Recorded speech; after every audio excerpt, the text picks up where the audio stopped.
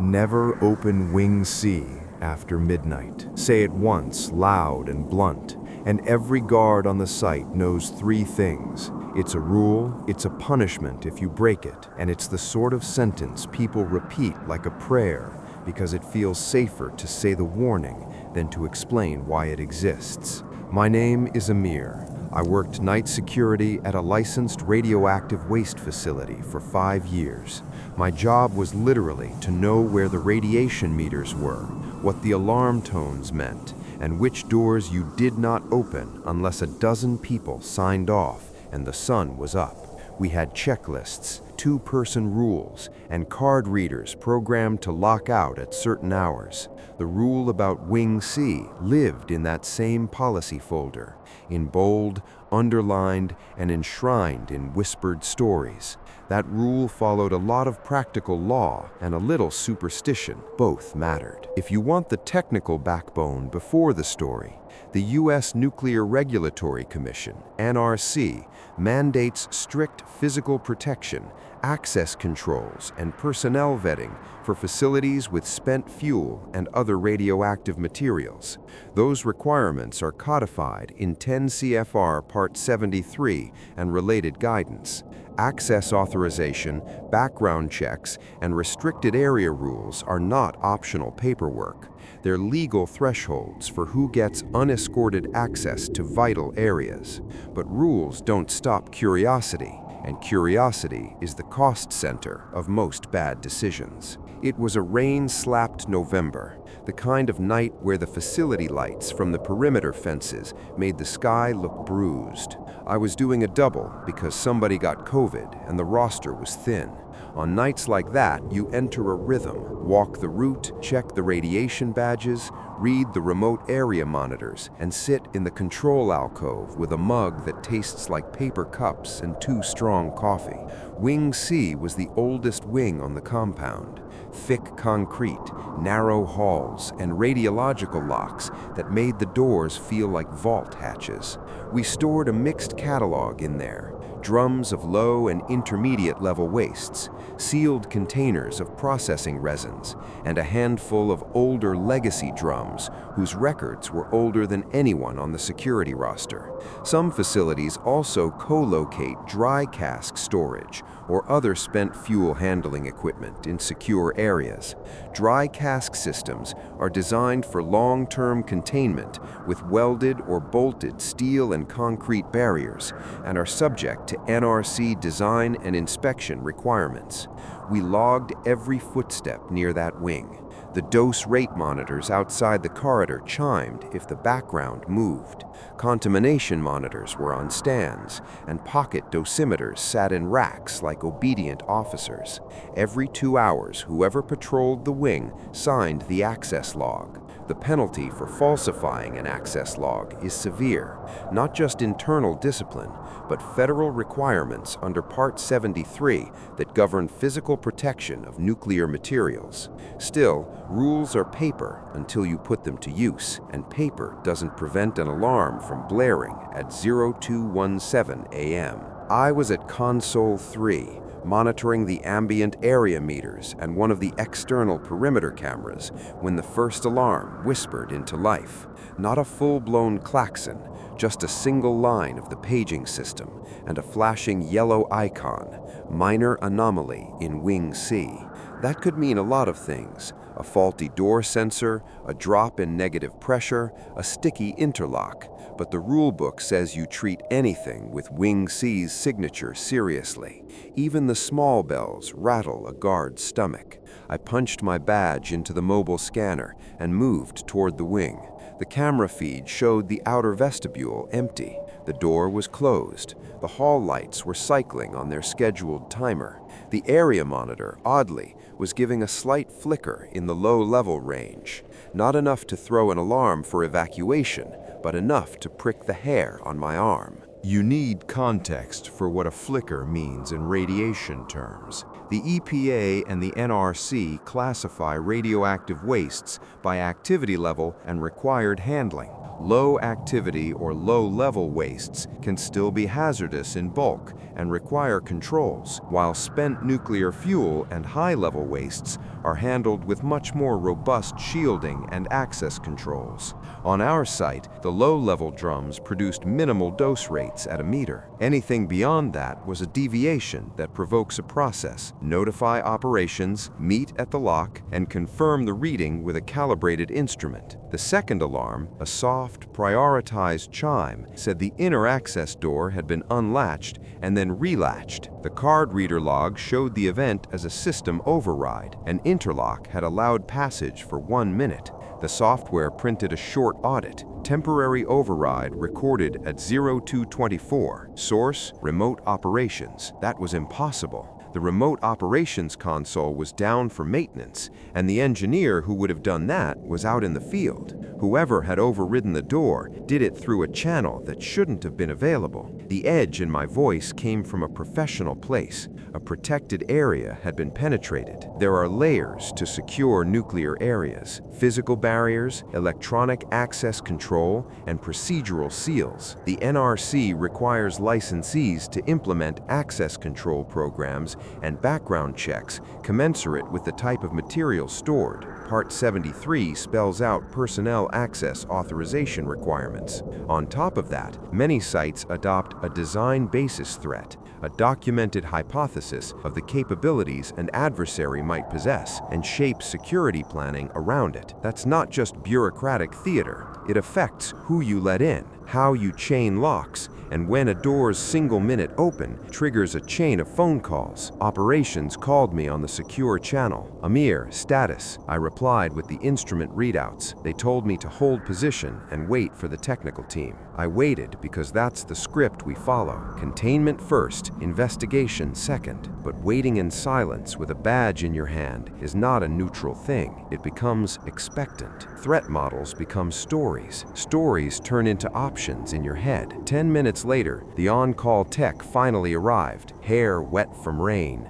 boots loud in the vestibule. He was a short, competent man named Eric, who carried a field survey meter the way priests carry rosaries. We worked the peripherals: a frisk meter sweep of the doorway, a check on the interlock board relays, and a calibration check on the area monitor. The frisk meters read normal. The interlock board reported a single, short remote request and no manual badge in. The area monitor, however, had a small elevation in a 2 meter per second trending band, a trace anomaly. Tracing anomalies is partly procedure and partly detective work. You check the logs, you check for contamination, and you check for engineering misreads. The field survey meter gave no green alarms. Environmental sampling kits produced nothing off the swab plate in the hall. By the book, we should have logged it and closed the incident. By the bones of everyone who's ever staffed a night watch, you know that papers can bury odd things. You also know that sometimes the little alarms are all that happen before something big. Eric scrubbed the log with a grimace and then looked at me. "Want to check the inner door?" he asked. We both knew the rule. Operations wanted control and no needless entry, especially at 0240 in the morning. We had credentials and 2-man verification for Wing C. We also had authorization codes that only the operations manager had the authority to hand out. He wasn't on the radio. We could escalate, we could wait, or we could do what impatient humans do when a door is just a door and a rule is a story. We could take a quick look. Call it curiosity or call it stupidity. Call it a desire to be useful. Whatever the category, we swiped Eric's badge and my temporary escort token, and we coordinated a monitored entry with our body cams running and a duress code at the ready. We followed procedure as far as the rules would allow us to improvise. The second door inside Wing C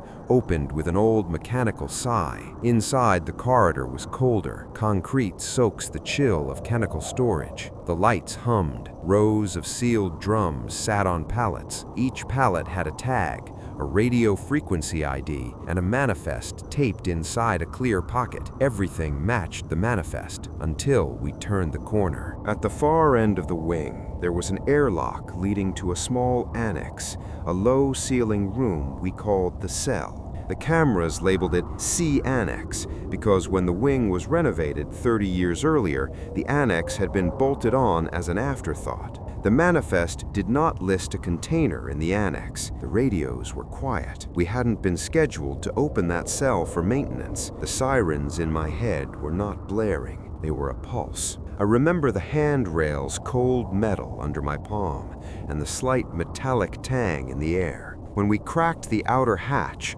the inner lamp flickered, and then the emergency strip came alive. Slow, green, diagnostic, isolated atmosphere, nominal. There was something on the floor. It was a steel drum, rusted at the seam, but sealed with an industrial clamp. No RFID, no label, no manifest. We should have photographed it from a distance, locked the hatch, and called the chief. Instead, and this is where human error meets narrative, Eric reached down and thumbed the clamp. Procedure gone. Keep distance, tag it, and escalate. History and training say do not touch unknown sealed containers. For reasons I can't rationalize, Eric clicked the clamp like someone ending a little private fight. The clamp gave a metallic click, the kind of click that closes something forever and then tells you you cannot unhear the sound. The lid hissed as air moved. The air smelled not of radiation, but of a faint chemical that was sharp and wrong, a perfume of acids and old metal. Dosimeters ticked once, a little staccato jump, and then settled. The frisk meters at first read ordinary counts. Then a more sensitive alpha-beta probe skidded and showed a spike, a tiny, fast breath of activity. Small, but above background. The field meter vibrated like a singing insect. It was a signature, contamination, very localized, likely from a leaky drum. In any secure radioactive site, a leakage is a near miss. A near miss can be bureaucratic paperwork, remediation, and root cause analysis, or, if you are unlucky, a partial compromise of your protective envelope. We performed an emergency isolation. We closed the inner hatch, locked the room, set up taped-off exclusion zones, and radioed operations. For the next hour, operations ran a test, negative pressure hold, HEPA filtration checks, and a controlled entry by the hazmat team. They pulled the drum on camera and wheeled it to the decon bay. It was an old 55-gallon drum from the plant's early days, a legacy container that should have been consolidated years ago. The label, almost unreadable, said process resin, low activity, in a hand that looked decades old. The hazmat team opened the drum in a controlled hood, swabbed, and found a small number of particulates, more than a routine drum, less than a meltdown. A paper trail was generated. Root cause, poor legacy consolidation and a missed inventory reconciliation. The official line, documentation lapse, corrected. The lead inspector signed the form. People went home. That should have been the end. We should have ticked the final box and returned to our night rhythms. But there are other boxes in old facilities that are not on any ledger. In the decon bay footage, one of the techs noticed a small piece of plastic under the drum's rim when they tilted it. It was a tiny tag, folded and crinkled. Someone had hidden something in the seam. The lab magnified the image and sent me a cropped frame. On the tag, stamped faintly in oil, were just 2 letters and a time, C/0002. We had not scheduled any access at 0002. No entry card showed that time. The cameras in the corridor had a gap, a 3-minute window of footage where the frame rate stuttered and then resumed, as if someone had looped a short sequence. There are innocent reasons for dropped frames, power glitches, scheduled maintenance, network hiccups. But when maintenance teams keep logs, and the logs do not match the network's recorded hiccup, the hair on the back of your neck stands up and stays that way. I filed an incident report that morning, using the standard incident control form and tagging the NRC required items. The legal department stapled it to a thicker folder and marked it internal. They asked for an immediate inventory reconciliation for all legacy items and a full forensics run on the camera system. They also emphasized confidentiality. That's the phrase, emphasize confidentiality. Everything from then on was handled like a hot coal. Here's the research-backed part that matters. Nuclear and radiological facilities operate under layers of regulation, precisely because small anomalies can be the first indicator of systemic failure. The NRC requires licensees to establish procedures for the control of radioactive material and for responding to abnormal conditions. Dry cask systems and waste storage programs are designed with containment, surveillance, and inspection regimes to reduce exactly the kind of near miss we faced. When the logs don't match the camera footage, the engineer's instinct is to ask whether someone has bypassed controls or whether a system failure created the illusion. Both are bad. The forensics team found two more oddities. First, a tamper evidence seal on one of the older manifest folders had been resealed, and the glue pattern was not consistent with factory application.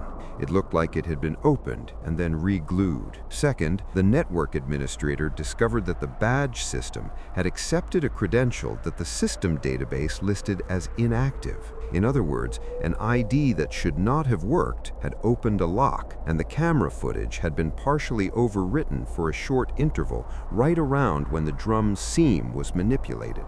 This is where the story bifurcates into practical and conspiratorial. Practically, cleaners and contractors move around old sites. Credentials decay in the digital record. Glue peels. Conspiratorially, someone with access, knowledge, and a purpose manipulated paperwork and cameras to make something look routine.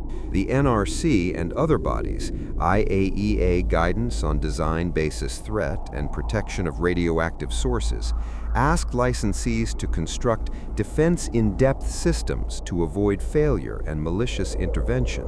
Those systems include redundant alarms, two-person rules, and external audits.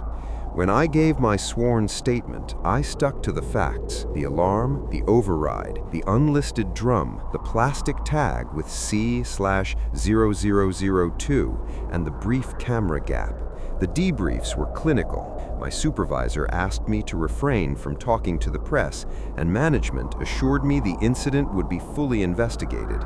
But the official report used the words procedural lapse and legacy inventory error. The internal note to senior management, the one that never sees daylight, used the phrase anomalous access pattern and recommended a temporary hardening of access controls. Suspend all after-hours entries to Wing C, require two-person entries at all times, and update readers to reject any credential not re-verified within 24 hours. In short, the rule we had, never open Wing C after midnight, was no longer superstition. It had graduated to policy. Months later, the forensics team published a redacted root cause addendum. Their conclusion: an inactive badge credential had been cloned onto an older worker's fob. A contractor with previous long-term clearance still had his physical token. A maintenance scheduler had mistakenly overwritten camera archives during an approved update, and multiple legacy paperwork errors allowed a drum to be misfiled. The collective simplified answer was human systems failed in sequence. There was no foreign actor and no deliberate sabotage detected. The human failings alone explained the event, a chain of small errors making a single larger hazard. The plumbing of most accidents is rarely dramatic, it's banal and terrifying. But I still have that image, the little tag tucked under a rusted lip stamped C/0002. I still have the taste in my mouth when I think of the clamp's click. Facts and forensics are important. They should comfort you. They comforted the regulators, but they didn't comfort me at 0300 when I sat alone on the perimeter patrol and watched the rain glitter off the chain-link fence. If you ask what I learned that night, it is simple and practical. Sterile policies matter, and human attention withers under routine. That's why emergency procedures exist.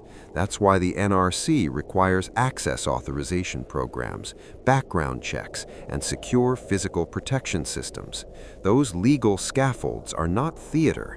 They are the last lines between a minor anomaly and a spreading contamination event. I also learned the hard lesson people who guard scary places learn. There are lots of ways to be right and still be wrong. You can follow procedures and still miss the thing someone slipped under a drum 30 years ago. You can close a lid and still hear the noise under the cork. So we doubled down on the boring stuff. Inventories every quarter, mandatory reissue of all badge credentials, camera archival redundancies, two-person rules for all entries into Wing C at any hour, and automatic alerts to local authorities whenever an inactive badge is used. And the rules stayed. Never open Wing C after midnight moved from folklore into policy, printed into the operating procedure, and drilled into new hires. The line still feels ominous in the chest when you say it, but now it comes with evidence and a checklist. People laughed less when I repeated it. New hires told me later that my story was the night's training highlight. It's the thing that makes rules stick, a near miss that was real enough to be messy and bureaucratic enough to teach. When people ask me if there was something sinister under that rusted drum, I answer as the report does, no evidence of malice. But I also say, if you work around hazardous materials, you must respect the small alarms. They are often the only call to action before a slow cascade. The regulations, from EPA classification of wastes to NRC's Part 73 protection rules, and international guidance on designing security against credible threats, exist to keep the small alarms from becoming the big ones. They are not invincible, but they are necessary. Tonight, if you pass a fenced facility with a sign that says authorized personnel only, remember there are stories behind those 4 words. Rules like never open Wing C after midnight are often boring safety paraphernalia dressed as myth, but sometimes those myths are built from scraps of reality. A node of human error, a rusted clamp, a badge that shouldn't have worked, and they are the best thing you have between safe nights and a different kind of headline. If you want the official appendix, the redacted forensic addendum, the NRC citations, and a short primer on what each alarm tone means, I'll pull the open source references and lay them out. Otherwise, remember the practical moral, follow the checklists, and respect the little beeps. They're the only people who will warn you when the paper is wrong.